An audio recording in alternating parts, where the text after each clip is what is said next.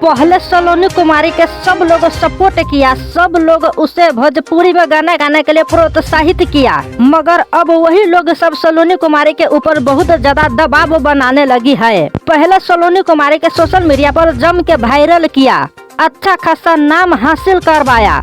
अब सलोनी कुमारी के दबाने की कोशिश किया जा रहा है, अब उसे भोजपुरी इंडस्ट्री से भगाने की कोशिश कर रहा है। अब ऐसा क्यों कर रहा है, किस लिए कर रहा है, ये बात किसी को पता नहीं चला है, मगर हाँ, सलोनी कुमारी के अब गाना नहीं गवाकर घर पर बैठकर पढ़ाई करने के दबाव बना रहा है। इसमें कुछ बात सही है तो कुछ बात गलत भी है। भोजपुरी इंडस्ट्री में बहुत ऐसे सिंगर है जो बचपन से ही गाना गा रही है, पढ़ाई लिखाई छोड़कर गाना गा रही है, तो आज वो सक्सेस हुआ है। क्या सलोनी कुमारी अगर सिंगर बनना चाहता है तो पढ़ाई लिखाई के साथ साथ वो सिंगर नहीं बन सकता है? बन सकता है, मगर लोग सब उसे अब दबाव बना रहा है कि सिंगरी लाइन छोड़ दो और पढ़ाई लिखाई पर ध्यान दो।